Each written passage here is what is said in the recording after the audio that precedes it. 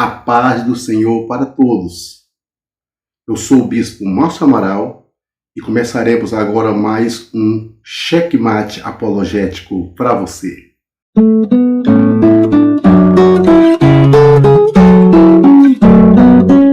Peço a você que deixe o seu like, se quiser comente, se inscreva se você ainda não é inscrito e compartilhe este vídeo para seus amigos e familiares. O assunto que vamos abordar hoje deste checkmate apologético se encontra em Jó, capítulo 2, versículo 9.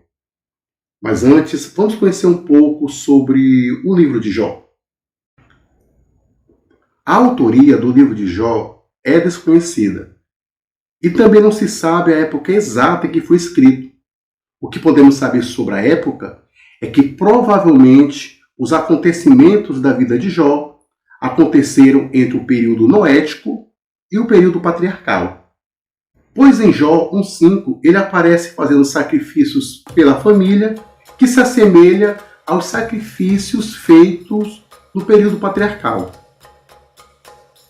Alguns acreditam que esse indício ao período patriarcal no livro de Jó seja uma evidência que o livro tenha sido o primeiro do cânon bíblico, até mesmo antes do Pentateuco. Em Ezequiel 14,14 é citado Daniel, Noé e Jó, reforçando a ideia de que o livro de Jó já era conhecido pelos judeus antes mesmo do cativeiro da Babilônia. Alguns sugerem que o livro de Jó teria sido escrito pelo profeta Jeremias, pelo rei Salomão e até mesmo por José, filho de Jacó, aquele José que governou o Egito. Entretanto, a tradição talmúdica afirma que Moisés escreveu tanto seus escritos, o Pentateuco, como o livro de Jó, que ambos teriam sido escritos na mesma época. Moisés, por ter vivido em Midian, poderia explicar a autoria. Os que discordam alegam esta impossibilidade, exatamente pelas diferenças existentes entre os livros do Pentateuco e o livro de Jó. O fato é que é bem possível que o livro de Jó tenha sido escrito por um judeu. Isso explicaria o nome de Deus e Yahvé ser citado, além do fato dos judeus reconhecerem a canonicidade do livro, mostrando que a autoria de fato deveria ter sido israelita. O texto de Jó, capítulo 1, versículo 1, diz que ele nasceu em Uz, mas a localização da cidade é incerta. Porém, em Lamentações, capítulo 4, versículo 21, diz que a cidade de Uz ficava no reino de Edom. Os estudiosos aceitam a possível possibilidade de Jó ter vivido ao leste de Judá, fronteira com o deserto. No início do texto, mostra Jó pai de 10 filhos, 7 homens e 3 mulheres. Todos morreram depois que Satanás recebeu permissão de trazer malefícios na vida desse homem. Jó era casado, embora a Bíblia não mencione o nome de sua esposa. Curiosamente, ele não era judeu ou de Israel. Era rico, como está escrito em Jó 1,3. O livro conta as calamidades vividas por Jó depois que Satanás se apresentou diante de Deus após fazer sua ronda na terra, provavelmente para ver se encontrava alguma oposição a ele. Esse entendimento é confirmado quando Deus pergunta a Satanás se ele havia visto Jó, e o próprio Deus dá testemunho da fidelidade daquele homem. Satanás, no entanto, insinua a hipocrisia de Jó por causa de toda a prosperidade e benefício que Jó possuía vindo da parte de Deus. Satanás acaba recebendo permissão para causar danos na vida de Jó, a morte de seus filhos, a falência dos seus bens e até mesmo uma doença que atingiu o corpo de Jó por inteiro. No entanto, Jó não murmurou contra Deus como Satanás pretendia. Mesmo diante das críticas de seus amigos, ele se manteve temente a Deus. Jó manteve a fé, mesmo sendo tocado nos 3 pilares da felicidade e do bem-estar de todo ser humano, que é bem, família e saúde. Após Jó passar por essa prova, Deus mostrou a Satanás que alguém pode amá-lo mesmo sendo tirado os principais pilares de sua felicidade. E ainda mostrou que é possível amá-lo, não por aquilo que ele possa dar, mas por aquilo que ele é. E sendo assim, Satanás foi derrotado. Em contrapartida, Deus devolve tudo que Satanás havia tirado de Jó.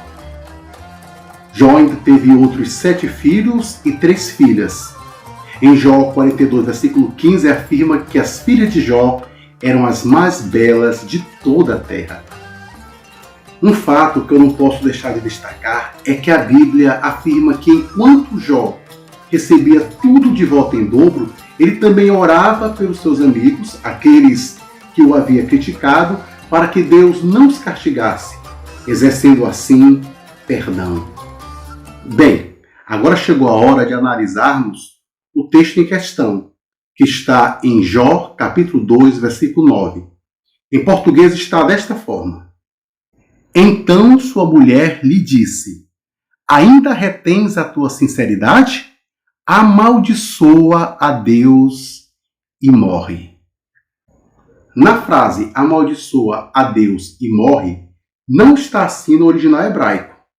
Na realidade, está da seguinte forma: Barre Elohim, abençoa a Deus e morra.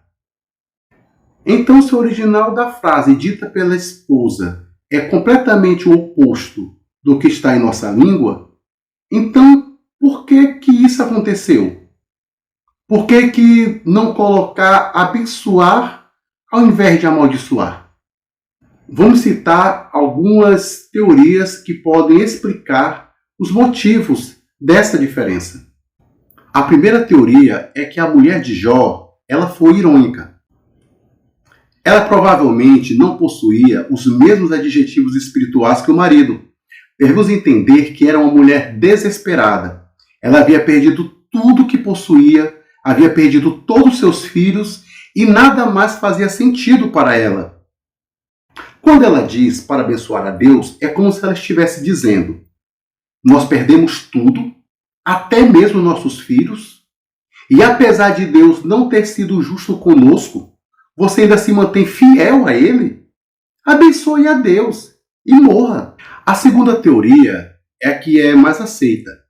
Os escribas não queriam colocar a palavra maldição ao lado do nome de Deus, Elohim. E por isso aconteceu o que em hebraico se chama Tikkun Sofrim, que quer dizer correção de escribas.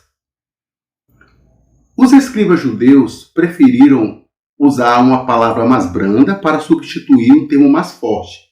Esse escrúpulo de colocar um termo tão pesado ao nome de Deus os fizeram usar de um certo eufemismo. Aparentemente, para os copistas, o zelo pelo nome de Deus estava em primeiro lugar. Pelo próprio contexto, é fácil de averiguar que o sentido é amaldiçoar, porque no versículo posterior, versículo 10, Jó reage indignado, dizendo para ela: falas como uma doida.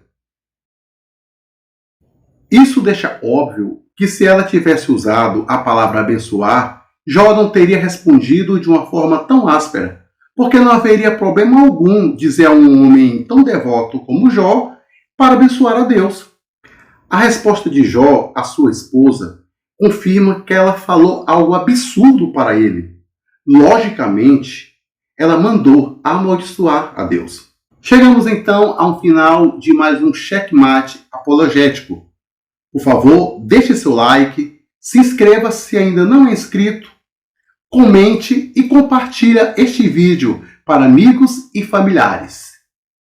Mais uma vez então, checkmate!